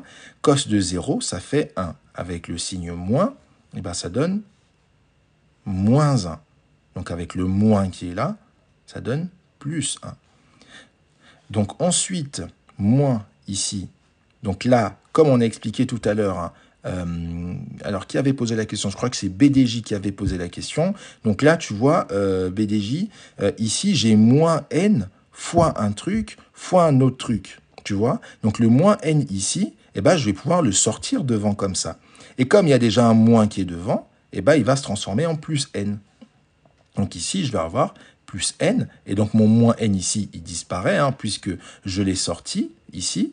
Maintenant, je peux également combiner directement avec le signe moins qui est là. Je peux en profiter pour le sortir également. Donc, ce qui fait que mon signe global devant ici, mon signe global ici, ça va être moins. D'accord? Donc, si vous voulez, je multiplie d'abord les signes moins par moins, ça fait plus, et ensuite je sors la constante n. Donc là, je me retrouve avec exponentielle de moins nx, cos x, dx, entre 0 et pi. Non, c'est des maths, excusez-moi, je ne précise pas forcément. La physique, finalement, ce sera demain. D'accord? En fait, là, Adèle, tu n'es pas obligé de sortir la constante ici. D'accord? Donc, je précise, ce n'est pas une constante d'intégration. Ce n'est pas la constante qu'on fait f de x plus k. Là, c'est juste une constante multiplicative à l'intérieur de l'intégrale. Oui, je suis d'accord, Manel. Ça fait peur si c'est de la physique, ça. Ok, maintenant ici, pourquoi je sors la constante? Parce que, en fait, le résultat que je dois trouver, ici, je dois l'exprimer en fonction de Jn. D'accord? Je dois l'exprimer en fonction de Jn.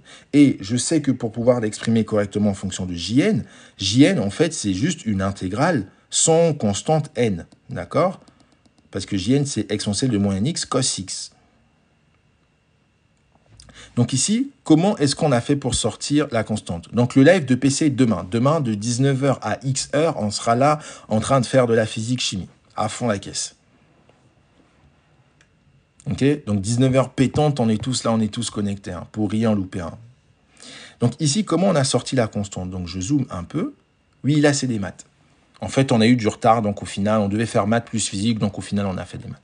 Donc pour la constante ici, donc ce que vous pouvez vous dire mentalement, à demain, à demain. Donc ici, c'est que j'ai moins n fois ce terme, on peut déjà se dire, ok, on va faire moins fois moins. Donc ça donne plus. Donc vous mettez des plus ici. Ok? Pas de souci. Pour ceux qui ont des questions plus spécifiques sur vos sujets de grands oraux, etc., écrivez-moi directement. Hein. J'ai répondu à plein de personnes aujourd'hui qui m'ont écrit, qui m'ont envoyé des mails, des photos. Voilà, je vous réponds, il n'y a pas de souci. Vous m'écrivez en privé directement. Donc ici, on a donc maintenant plus. Maintenant, pour sortir la constante, donc le principe, il est vraiment simple. C'est-à-dire que j'ai ma constante fois un terme. Donc il faut bien que je n'ai que des produits. Donc une fois que je n'ai que des produits, eh ben, ma constante ici, je la sors directement. Donc le n ici, je le soulève, je le mets devant. Ce que j'ai fait ici. Et avec le moins, ça m'a donné moins n. Vous m'écrivez sur mon compte TikTok, vous me faites un message directement.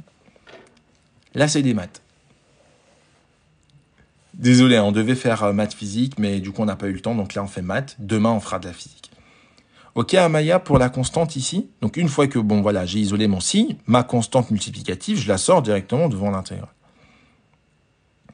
Là, c'est exercice 4, bac Amérique du Nord, jour 1. Ok, parfait. Donc, maintenant, ici, je peux conclure. Hein. Cette intégrale ici, eh ben, c'est Jn, comme on peut le voir ici. Donc, ça veut dire que là, j'aurai exponentielle de moins npi plus 1 moins n fois Jn. Et donc, c'est bien ici ce que j'avais là. Oui, c'est une intégration par partie. Là. Donc là, c'est la première intégration par partie qu'on a faite. Maintenant, on va faire une deuxième intégration par partie pour retrouver du coup le deuxième côté du résultat. Ok? Donc ici, comme on avait dit, donc là, on avait posé, on avait dérivé ce truc-là. Donc maintenant, on va dériver la fonction sinus et on va intégrer cette fonction. Donc, on avait dérivé ce truc-là. Donc maintenant, on va dériver la fonction sinus et on va intégrer cette fonction. Donc, c'est de moins nx sinus x, pardon. Tchouk. Dx. Donc en général, hein, je vous conseille de retenir, lorsqu'on vous demande de faire d'intégrer par partie de deux manières différentes, en général, c'est juste qu'il faut prendre une fois une fonction comme étant u', une fois une fonction comme étant v'. Ok? Alors quand ça bug, c'est parce qu'il n'y a pas assez de likes. Donc il faut se déconnecter, se quitter le live, revenir dans le live, et puis liker à fond. Du coup, oui, je sais qu'on est tous concentrés, mais du coup, de temps en temps, il nous bloque. Les corrections des sujets de physique, c'est demain. Là, on a corrigé un certain nombre de sujets de physique-chimie. Je vais mettre la rediffusion sur le compte TikTok en plusieurs parties. D'accord? Merci beaucoup, Adèle. Je vais mettre la rediffusion du live, des lives de correction de physique, chimie et même de maths en plusieurs parties sur TikTok parce que mon YouTube bug actuellement. Et demain, à partir de 19h, on sera connecté pour faire de la physique chimie. Alors là, jusqu'au bac, ce sera à 19h tous les jours à peu près. Ce sera à 19h tous les jours. Et ensuite, les week-ends, samedi, dimanche, ce sera l'après-midi plutôt à partir de 16h30. D'accord ? Donc ici, maintenant, pour cette partie, donc dans le premier cas, on avait intégré sinus. Donc là, maintenant, on va dériver sinus. Donc on a u égale sinus x. Donc on dérive sinus, donc c'est cosinus x. Maintenant, on prend v' égale exponentielle de moins nx. Donc je vous rappelle, hein, on a déjà donné la primitive de cette fonction. Donc c'est moins 1 sur n, exponentielle de moins nx. D'accord ? Donc à partir de là, donc je suis parti pour in. Donc ici, entre les crochets, j'ai u fois v. Donc entre les crochets, vous pouvez retenir qu'il n'y a pas de dérivée. Moi, c'est mon moyen mnémotechnique. Donc je vais commencer par cette partie 1. Moins 1 sur n, expo de moins nx, fois sinus de x. Entre 0 et pi, moins intégrale de 0 à pi de j'avais sinus de x, je passe à cos de x, j'avais exponentielle de moins nx, D'ailleurs, c'est peut-être bien que je l'écrive directement dans l'autre sens. J'avais exponentielle de moins nx, je passe à moins 1 sur n exponentielle de moins nx. J'avais sinus de x, je passe à cosinus de x dx. Ok? Vous pouvez mettre les parenthèses ici, moi j'ai pas de place donc je ne le fais pas.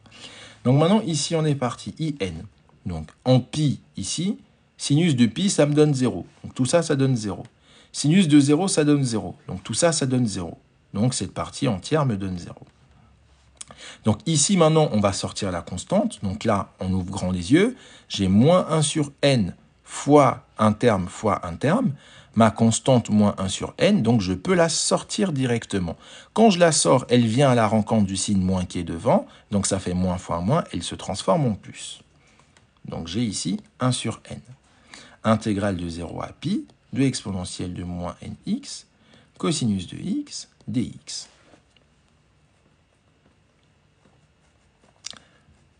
Donc Timéo, là on est en spé maths, donc on ne fait pas de nombres complexes. Ok ? Donc là, on est obligé de faire 2 intégrations par partie classiques. Donc à partir de là, on retrouve ici l'expression de Jn. Donc ça fait qu'on a 1 sur n fois Jn, ce qui va nous donner Jn sur n. Voilà pour l'expression de In. Ok? Donc voilà, en intégrant 2 fois par partie, on a trouvé un coup Jn sur n, un coup cette expression ici. Donc là, on en est arrivé ici. Donc, à partir de là, on nous dit, en déduire que pour tout entier naturel n supérieur à 1, la deuxième intégration naturellement. Donc, on fait la deuxième intégration ici. On a pris cette fois-ci sinus x pour le dérivé, d'accord, comme étant u, et on a pris exponentielle de moins nx pour l'intégrer. D'accord, on avait fait l'inverse dans la première intégration. Donc, on est parti ici pour sinus x, la dérivée de sinus x, c'est cosinus x. Pour exponentielle de moins nx, la primitive, c'est moins 1 sur n, exponentielle de moins nx. Donc ça, c'est ce qu'on a démontré tout à l'heure. Ok? Est-ce que x, la primitive, c'est moins 1 sur n, exponentielle de moins nx. Donc ça, c'est ce qu'on a démontré tout à l'heure. Ok? Est-ce que c'est pour cette partie de la primitive?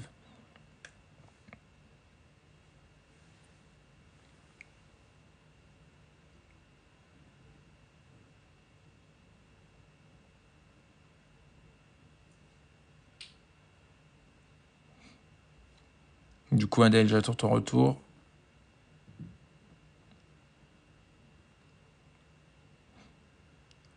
Ok, j'ai un petit délai dans les réponses. Donc, on va continuer quand même. Donc, ici, la primitive de... Ok, c'est bon. Voilà, donc ça, c'était la primitive de cette fonction. Donc, ensuite, on applique la formule d'IPP. On commence par les crochets. Entre les crochets, on a toutes les fonctions de base. Donc, en gros, on n'a pas les dérivés. Donc, j'ai U, ici, et j'ai V. D'accord? Donc, ce qui va nous donner, j'ai commencé par V, donc moins 1 sur n exponentielle de moins nx. Et ensuite, j'ai pris U, donc sinus x. Moins ici, l'intégrale, donc de la deuxième ligne, grosso modo. Donc, moins intégrale de 0 à pi, ici. Et donc de V fois U'. Donc, V ici, V ici, fois U' qui est cos de x. La formule de l'intégration par partie, vous retenez dans le sens que vous voulez. En fait, le principe, c'est que si ici, vous prenez une fonction de base, à droite, vous posez la dérivée. OK? Donc, ça ne change rien, en fait. Donc, moi, c'est pourquoi moi, je retiens plutôt avec les moyens mnémotechniques. C'est-à-dire que je sais que si, ici, j'ai pris U, là, j'ai pris V', je sais que dans les crochets, j'ai pas de dérivée. Et ensuite, je sais que mes deux fonctions doivent changer. Donc, si j'avais exponentielle de moins nx, que j'ai dérivé ou primitivé, je dois prendre la dérivée ou la primitive. Pareil pour sinus x. OK? Donc, maintenant, à partir... OK, parfait, Yona. Donc, ici, maintenant, pourquoi est-ce que ça fait 0? Simplement parce que sinus de pi et sinus de 0, en fait, ça donne 0. Donc, j'ai même pas besoin de regarder ce qui vient avant. Je sais que quand je vais y remplacer par pi ici, ça va me donner 0. Donc, ça va annuler tout le reste. Moins, quand je remplace par 0 ici, ça donne 0. Donc, ça va annuler tout le reste. Donc, toute cette partie est nulle, en fait. que ce soit le terme en pi ou que ce soit le terme en 0, à cause du sinus, ou grâce au sinus. Hein. C'est bien lorsqu'on a des expressions qui s'annulent quand même. Et ensuite, donc, j'avais cette intégrale à calculer. Donc là, j'avais ma constante moins 1 sur n. Et ben, j'ai sorti ma constante moins 1 sur n, d'accord? Donc, ça veut dire que j'avais maintenant, moins 1 sur n, intégrale de 0 à pi, donc moins fois moins, plus. Donc, je me suis retrouvé avec 1 sur n, ici. D'accord? Et ben, donc, il me restait plus que exponentielle de moins nx cos x dx, qui était ici, et qui n'était autre que mon intégrale jn. Après, donc, j'ai mis jn sur n. Donc, je vous ai déjà expliqué, pour ceux qui avaient encore un peu de mal, ce passage ici à ici, c'est pas forcément évident pour tout le monde. Donc, l'idée, c'était de dire que jn, c'est comme jn sur 1. Comme ça, vous aviez 1 fois jn sur n fois 1. Et donc, vous retrouvez bien jn sur n.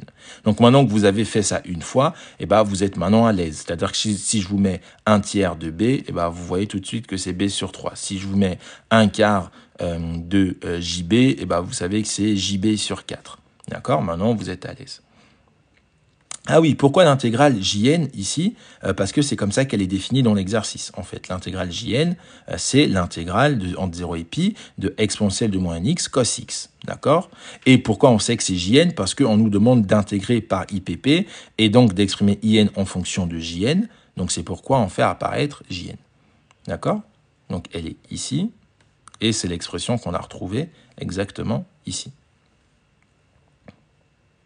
Ok, donc maintenant qu'on a retrouvé ces deux expressions, ok, parfait. Maintenant qu'on a retrouvé ces deux expressions, et là, on va chercher à exprimer in en fonction de n. Et bien là, on a un système de deux équations à deux inconnues, en fait. Donc, ça veut dire qu'il fallait ici, pour bien résoudre ça, se dire que les deux expressions qu'on avait trouvées, en fait, ici, on pouvait les écrire comme étant in égale, donc sous forme de système, en fait. Donc, 1 plus exponentielle de moins npi moins njn. Et ici, on avait in, en fait, qu'on pouvait écrire comme étant jn sur n. Donc, en fait, c'était comme si on avait à la place de in, c'est comme si in, c'était x1, d'accord, entre griffes, et c'est comme si jn, c'était x2. Donc là, si je vous réécris ça comme ça, c'est clair. J'ai un système de deux équations à deux inconnues. Sinus x est égal à 0 sur cet intervalle. Alors non. Sinus x sur cet intervalle, si tu veux, ici, on est entre 0 et pi. Sinus x prend toutes les valeurs allant de 0 à 1. Donc ça prend toutes les valeurs qui sont ici. Donc nous, on s'est intéressé aux valeurs en 0 et en pi, donc on est tombé sur 0. Mais sinon, ça prend toutes les valeurs ici. D'accord? Si tu prends par exemple ici pi sur 2, ton sinus, il vaut quelque chose ici, un signe de 2 sur 2. Mais de base, c'est compris entre moins 1 et 1. Donc là, à partir d'ici, donc on avait cette équation, donc on pouvait faire effectivement de la substitution. D'accord? Donc là, ici, entre parenthèses, on pouvait se réécrire que jn, du coup, c'était n fois in, et ensuite substituer ça dans la première équation. Okay, donc c'est ce qu'on va faire. Donc équation 1, équation 2. Donc d'après 2, jn égale n fois in. On remplace dans l'équation 1. Donc là, on fait de la substitution. On remplace dans l'équation 1. Donc ça va donner in. Donc là, je réécris l'équation 1 en substituant ce que je viens de faire. Ok. Donc ça me donne 1 plus exponentielle de moins npi moins n fois jn. Jn qui vaut n fois in. Ici. Donc ça donne 1 plus exponentielle de moins npi moins n carré in. Et là, je retrouve in. Donc ensuite, qu'est-ce qu'il me reste à faire? Maintenant que j'ai remplacé jn en fonction de in, plus qu'à regrouper les in d'un côté. Donc ici, j'ai in moins n carré. Je le passe de l'autre côté. Il change de membre, il change de signe. Donc ça devient plus n carré in, qui est égal donc là, cette partie ici, elle a disparu. Hop, hop, hop. Donc il ne me reste plus que 1 plus exponentielle de moins npi. Ici. Donc à partir de là, moi je veux déterminer IN, donc j'ai plutôt intérêt à le factoriser. Donc je factorise. De ce côté, il faut toujours que je me dise, pas sans forcément l'écrire, mais que c'est 1 fois IN. Lorsque je m'apprête à multiplier, enfin à factoriser, tous les termes qui sont seuls, pour me simplifier mentalement la tâche, j'ai toujours intérêt à rajouter un 1 devant. Donc là, on a 1 fois IN. Donc je mets IN en facteur, donc il me reste 1. Ici, je mets IN en facteur, donc je l'enlève, et ben je vois bien qu'il me reste N carré. Et tout ceci est égal à 1 plus exponentielle de moins NP, et donc eh ben, j'obtiens IN égale 1 plus exponentielle de moins NP sur 1 plus N carré. Donc quand vous avez fini comme ça et que voilà, vous avez fait toutes ces étapes, eh ben, vous croisez les doigts pour que ce soit le bon résultat. Quand même. Donc là, c'était le bon résultat. Alors nous, on a écrit 1 plus n carré, mais qui est pareil que n carré plus 1. OK, donc voilà pour la 4b. Donc maintenant, ici, pour la question 5, le code Python, on nous dit, on souhaite obtenir le rang n à partir duquel la suite IN devient inférieure à 0,1. Recopier et compléter la 5e ligne du script Python ci-dessous avec la commande appropriée. Donc ici, c'est ce genre de choses, on appelle ça des fonctions seuil, d'accord? Donc vous retrouvez la même chose également très souvent dans les suites. Alors non, dit Lara, le bac de physique, on va le corriger demain, d'accord? On devait enchaîner les deux aujourd'hui, on n'a pas eu le temps, et ben donc on va le faire demain. Demain à partir de 19h, on est tous connectés ici pour terminer la correction des sujets Amérique du Nord, et ensuite on va corriger d'autres sujets, et toute la semaine on sera connecté jusqu'au bac à partir de 19h en journée, enfin du lundi au vendredi, et à partir de 16h30 les week-ends, le samedi et le dimanche. Donc, il manque while, effectivement. Donc, ici, dans ce code Python, on nous dit def seuil. On nous dit n égale 0, i égale 2. Donc, ici, qu'est-ce qu'on doit reconnaître? Eh bien, n égale 0, donc on reconnaît le premier terme. Et i égale 2, ici, c'est quoi? Ici, c'est toujours le premier terme de la suite. Donc, ma suite, c'est in. Donc, ça veut dire que ici, c'est i0, en fait, quand on est en train de définir. D'accord? Dans une fonction seuil, ça fonctionne toujours comme ça. Et i0 égale 2, eh bien oui, puisque c'est ce qu'on avait calculé au tout début. Donc maintenant, on me dit qu'on doit ici, on souhaite obtenir le rang n à partir duquel la suite devient inférieure à 0,1. Dans une fonction seuil de ce type, ça veut dire qu'on va calculer l'intégrale tant qu'on est supérieur à 0,1. D'accord? Donc chaque fois que vous avez une fonction seuil, eh ben, vous savez qu'on calcule, on calcule les termes de la suite, eh ben, tant que quoi? Eh ben, tant que notre condition qu'on veut ici n'est pas vérifiée. D'accord? Notre condition, c'est inférieur à 1. Eh ben, on exécute tant que cette condition n'est pas vérifiée. Donc, ça veut dire tant que, en fait, l'intégrale est plutôt supérieure à 0,1. Et dès que cette condition est vérifiée, eh ben, notre boucle va s'arrêter. Donc ça, c'est une fonction seuil. Ça fonctionne exactement pareil avec les fonctions, avec les suites, etc. Merci beaucoup, Lucas. Ok, guys, donc là, on a fait le corrigé vraiment bien complet. Je vais vous poster ça sur TikTok. Demain, je vais essayer de découper. Je peux faire que 30 minutes. Bah, écoutez, je vais mettre ça dans une playlist. Je mettrai corrigé Amérique du Nord jour 1, corrigé Amérique du Nord jour 2. Pareil pour la physique-chimie, on terminera demain. Comme ça, du coup, vous aurez tous les corrigés que vous pourrez revoir. Tu penses qu'on aura Tchebychev en centre étranger? Alors, honnêtement, il y a une hype autour de loi des concentrations des grands nombres Tchebychev. C'est vraiment anecdotique, Tchebychev. Dites-vous, moi, j'ai regardé, j'ai cherché dans les sujets depuis les années 2000 à peu près jusqu'à 2023. Alors, j'ai pas trouvé, vraiment, j'ai cherché. Alors, il y a peut-être 1 ou 2 sujets sur lesquels je suis pas tombé, mais vraiment, je suis allé dans toutes les annales. J'ai pas trouvé une seule question qui portait sur Tchebychev. D'accord, sur Tchebychev ou sur loi de concentration des grands noms. D'accord.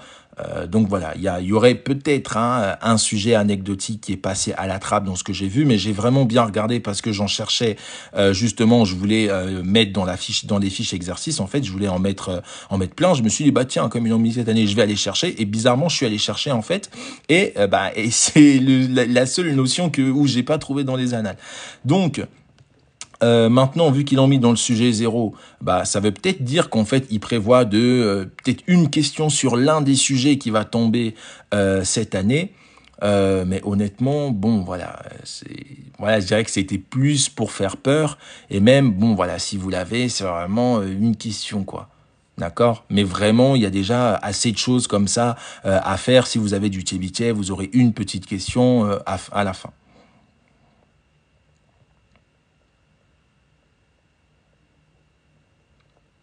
OK? Pour les fiches résumées, vous les trouverez sur le lien en bio. D'accord, sur le lien en bio. Donc les fiches résumées, donc là je vous ai expliqué un peu hein, en vous disant que je suis allé chercher dans le bac 2000. Donc en fait, pour ces fiches-là, je suis allé regarder en fait plein de sujets du bac, voire tous, quasiment tous, hein, depuis les années 2000 à peu près, jusqu'en 2023. Et en fait, l'idée de ces fiches, c'est que je voulais vraiment que les élèves aient un seul outil pour travailler. C'est-à-dire que vous n'ayez pas en fait 1000 outils, vous soyez obligé d'aller faire plein d'exercices, plein de questions, mais que vous ayez un seul outil qui résume vraiment toutes les questions que j'ai pu trouver à travers ces sujets-là. Donc ça m'a pris des mois, hein. J'ai commencé en septembre 2023, donc j'ai terminé il y a un mois à peu près, mais en fait l'idée c'est que vous avez 5 fiches où vous avez en fait en gros j'ai analysé ces sujets-là et j'en ai extrait toutes les questions. D'accord? Et je les ai classés donc en 5 fiches. Donc ça fait que vous avez ces 5 fiches ici, et ben vous avez toutes les questions que moi j'ai pu trouver avec leur corrigé détaillé. Donc ici, par exemple, je vous montre, hein, vous avez la fiche numéro 5 hein, sur dénombrement, probabilité, variable aléatoire. Donc ce qui est bien avec cette fiche, c'est qu'ici, en fait, vous avez un condensé à travers ces exercices et ben, de toutes les questions qui sont tombées au bac depuis les années quand même 2000. D'accord? Donc ces exercices, en fait, d'une façon ou d'une autre, contiennent en fait toutes les questions que vous devez connaître qui sont susceptibles de tomber au bac. Enfin, du moins, qui ont déjà été posées une fois au bac. OK? Après, s'ils inventent une nouvelle question, s'ils inventent un nouveau concept, bon, voilà, vous n'allez pas le trouver là-dedans, mais voilà, vous allez trouver vraiment 95 à 98% des questions qui vont être posées sur tous les sujets là-dedans. OK? J'ai déjà fait la démo hein, sur le sujet Amérique du Nord, voilà, j'avais montré, par exemple, bon, vous qui avez bien suivi, vous allez reconnaître hein, les questions qu'on faisait tout à l'heure ici, là, vous voyez ces questions ici, majoration, décroissance de suite, convergence de suite, j'avais montré ça dans la fiche exercice, donc là on était sur les intégrales, donc ça correspondait aux questions qui étaient dont c'était, tac, tac, tac, tac, tac, est-ce que je vais retrouver ça? Je crois que ça devait être Exo 62, si je ne dis page 62, si je ne dis pas de bêtises, dans les fiches Exo. Tac, tac, tac. Tac, tac, tac. Ah non, c'était pas ça. Tac, tac, tac. Ah ok, je crois que c'était plutôt l'exercice précédent. Tac, tac, voilà, c'était cette partie-là. Ok, c'était l'exercice précédent. Donc pour ceux qui ont leur fiche, vous regarderez page 57. En fait, vous allez retrouver ici, donc on a défini une intégrale. D'accord? Là, vous voyez, bon, c'était mieux défini. Hein. Il y avait la fameuse fonction fn que moi je vous ai introduite, qui est quand même mieux pour travailler. Et en fait, là, vous avez des encadrements comme ceux qu'on a fait. On vous demandait ensuite d'étudier les variations. Étudier les variations, en fait, eh ben, c'était arriver à un encadrement de ce type-là. Donc c'est exactement ce qu'on a fait. Et après, vous avez en déduire que la suite est convergente. Ok, donc c'était vraiment ça. Et la question, par exemple, qu'on a faite, la suivante là, et ben celle que vous aviez ici, et ben ça correspondait en fait, et ben à ce truc qui est ici. C'est-à-dire que vous compariez, on vous faisait comparer en fait les deux fonctions, et là vous passiez à l'intégrale, donc pour retrouver votre fonction in, et ensuite bah vous aviez l'intégrale de xn, donc après vous deviez calculer l'intégrale de xn, vous trouviez ça. Ensuite vous faisiez le théorème des gendarmes pour trouver la limite. Donc là, vous voyez, enfin, il y a aucun exercice que vous allez trouver en maths hein, qui n'ait jamais existé en fait. Donc voilà, forcément, cette étude que j'ai faite de prendre les sujets sur une vingtaine d'années, là, vous allez vraiment retrouver toutes les questions susceptibles de tomber. Ok ? Donc on va reprendre les maths mardi, oui, bien sûr. Le but normalement c'est de faire tous les jours un peu de maths, un peu de physique. Ok, donc pour ceux qui veulent leur fiche, moi honnêtement je vous recommande des fiches parce qu'en gros si vous bossez tout ce qu'il y a dedans, vous le connaissez par cœur, et vous saurez faire 95 à 98% des questions. Et en fait j'ai pas dit, mais je sais pas si vous avez vu comment c'est trié. C'est extrêmement bien classé dans chaque fiche. Donc, en fait, vous avez ici les basiques. Donc, les basiques, c'est les applications directes du cours. D'accord? Donc, à travers ces 20 années de sujets, en fait, les questions un peu élémentaires, on va dire, qui étaient posées dans de vrais sujets. Donc, je les ai tous classés ici. Donc, en gros, quand vous commencez votre fiche, commencez par les basiques. Donc, vous allez retrouver les questions un petit peu plus simples. Donc, je vous fais évidemment les rappels de cours ici, orientés pour traiter les questions. Comme ça, vous êtes hyper à l'aise. Trouver une primitive. Donc là, c'est vraiment voilà plein de questions qui sont issues des divers sujets de bac. Donc là, voilà, vous avez des corrigés qui sont hyper détaillés ici. Donc dans la section basique. Donc vous rentrez, voilà, vous estimez nul ou vous estimez bon, qu'importe. Vous rentrez dans les basiques, vous avez les corrigés détaillés, vous avez tout ce qu'il vous faut pour pouvoir bien amorcer le cours. Ensuite, les classiques, c'est quoi? Les classiques, en gros, c'est le socle de vos sujets. D'accord? Autrement dit, les classiques, ça va contenir 85% à peu près des exercices qui vont souvent tomber au bac. D'accord? Vous allez retrouver en gros le gros là à l'intérieur des classiques. Par exemple, je vous montre. Si vous prenez l'exercice qu'on avait traité ici, donc c'était l'exercice de proba, c'était l'exo, c'était celui du jour 2. J'avais pris l'exemple de celui du jour 2. Mais celui du jour 1 aussi, c'est pareil, ça change rien. Mais voilà, j'avais pris ça comme exemple. Donc, vous prenez l'exo ici. Oula. Voilà, vous prenez cet exercice, donc exercice 1, jour 2. Tout ce qu'il y a là, par exemple, vous l'aviez dans les classiques. Ok, donc je vais vous montrer. Donc, par exemple, c'est la fiche 5 pour la proba. Ça correspondait, vous preniez page 17 ici. Et vous aviez, en page 17, voilà, ici, donc vous retrouviez exactement les mêmes questions. D'accord? Donc là, le cas, c'était une vache, mais en fait, c'est exactement la même chose que vous allez retrouver ici. Et même ce qui était pire, c'était, vous preniez la dernière question. Bon, là, c'est les annotations de quand on avait traité. La dernière question ici, l'inégalité, elle portait sur 0,9 1999. Et dans la fiche exo, c'était même exactement ça qu'on cherchait à faire. Donc cet exo, vous aviez bossé ça dans la fiche exo. Vous aviez bien étudié votre corrigé détaillé qui est ici. Vous arriviez ici, si vous aviez passé Amérique du Nord, vous auriez littéralement rigolé. Vous auriez dit, mais même la valeur à la fin, ils n'ont pas changé. Donc là, c'était vraiment pré-shot. Donc voilà, sur la partie classique ici, voilà, c'est vraiment le socle de vos exos. Ensuite, sur chaque chapitre, il y a parfois des questions qui peuvent être un petit peu plus difficiles, d'accord? Donc là, voilà, sur chaque fiche, vous avez toujours une section hors d'œuvre où je vous ai mis en fait toutes les questions les plus compliquées que j'ai retrouvées dans ces sujets. D'accord? Comme ça, en plus des classiques, si vous maîtrisez bien vos classiques, moi j'estime que vous pouvez déjà taper un bon 14-15, voire monter jusqu'à 16 le jour du bac. Ensuite, vous avez les hors d'œuvre ici. Vous avez toujours quelques questions un petit peu plus compliquées, voilà, qu'il faut vraiment bien maîtriser. Par exemple, sur les intégrales, ici, vous allez voir sur les hors d'œuvre, il y a le genre de manipulation qu'on vient de faire dans l'exo 4 qu'on a fait ici. Donc, vous preniez par exemple page 57, ensuite définie par une intégrale, et vous aviez de quoi vous préparer à affronter cet exercice. Donc là, par exemple, vous aviez cet exercice qui ressemble à ce qu'on vient de faire, mais vous aviez également cet exercice, non là c'est le corrigé, pardon. Vous aviez également, voilà, un exercice ici qui était aussi bien costaud avec une suite qui était bien moche, avec des encadrements bien moches, ok?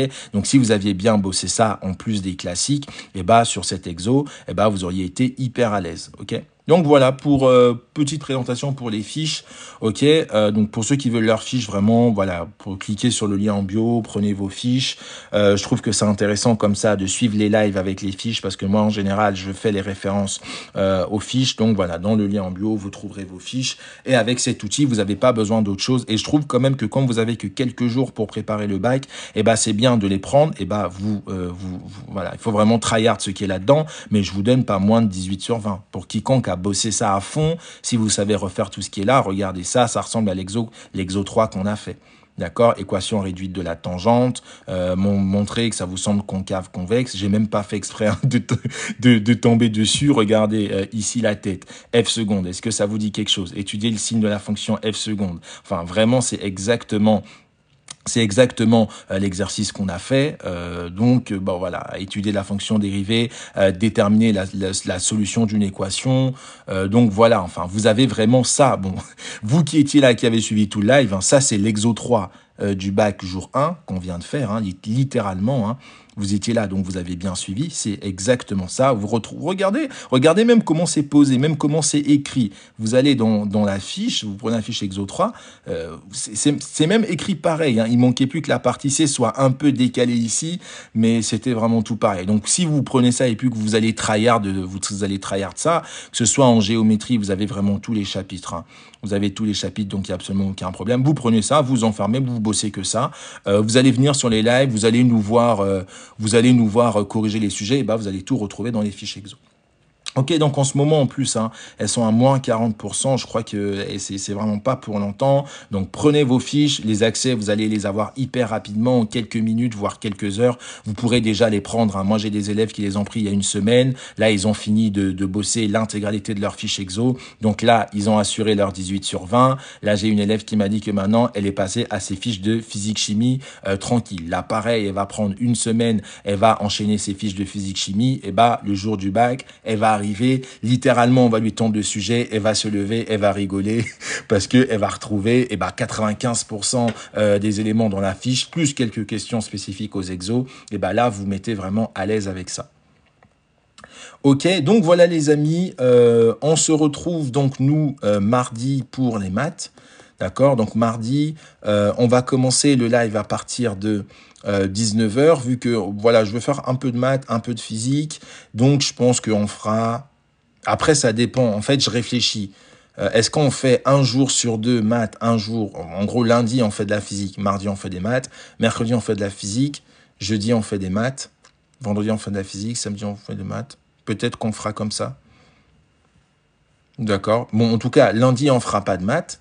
Mardi, ce qui est sûr, c'est qu'on commencera par les maths à 19h, mais on finira peut-être plus tôt, ok? On fera peut-être 19h, 20h15, on fera des maths, puis après on fera 20h30, 21h45 de la physique, parce que je veux bien faire un peu des deux. Pronostic, bac de physique centre étranger, waouh! Thermo, lunettes astronomiques, thermo, lunettes astronomiques. En chimie, je pense qu'il y aura un... Alors en chimie, honnêtement, je sais pas. Bon, en chimie, je pense que ça va rester comme c'est. Je pense qu'il y aura sûrement un grand exercice avec du titrage, avec du pH, pKa. Mais je pense qu'il y aura un peu de thermo. Un peu de thermo, lunettes astro. S'il y a pas de thermo, lunettes astro, peut-être thermo élec. Mais entre thermo, lunettes astro et LEC, je pense qu'il y en aura au moins un des trois. Parce que du coup, j'ai pas vu dans les sujets Amérique du Nord et je pense que ça peut tomber. Comme ça, à la volée. Évidemment, il faut tout bosser. Hein, mais... Voilà les amis. Donc du coup, on se retrouve demain. Prono en métropole. En physique, alors en maths, en métropole, honnêtement, hein, je pense qu'il y aura un exo de proba assez classique. Il y aura un exo sur les fonctions. Je pense que comme ce qu'on vient de faire, c'est un peu compliqué, mais qui sera pas loin d'un truc comme ça. Pas loin d'un truc comme ça. Ensuite, il y aura un exo de géométrie, je pense hyper classique. Hein, un exo qui devrait ressembler à... Est-ce que j'en ai un sur la fiche qui peut ressembler? Ben, un truc comme ça, quoi. Je pense qu'il y aura un exo vraiment comme ça, avec peut-être quelques questions sur le volume, d'accord? Je pense qu'il y aura forcément un calcul de volume. Ça, c'est sur les deux dernières questions. Projeteur orthogonal, distance du point en plan, volume. Voilà, ça va être assez classique. Après, sur l'exo 4, j'avoue, je sais pas trop. Je pense pas qu'ils oseraient mettre des intégrales. Oui, j'ai fait une vidéo sur ça. Vous pouvez, sinon faites ça. Regardez la dernière vidéo qu'il y a sur mon compte. Sur les maths, vous aurez les pronos. Pour les maths, je vais faire aussi une vidéo sur la physique-chimie. La physique-chimie, c'est plus chaud, donc faut que je réfléchisse bien, faut que j'analyse les sujets, faut que je prenne les années précédentes, mais je vous ferai une vidéo aussi où je vous donnerai à peu près mon ressenti sur le centre étranger. Bon, évidemment, hein, il n'est pas contractuel. Hein. Mais voilà, comme ça, vous pouvez avoir une idée. Ouais, je vais faire une vidéo, Nafis. Je vais la poster demain, je pense. Ok, les amis. Bon, reposez-vous bien et puis on se retrouve demain pour la physique-chimie à partir de 19h.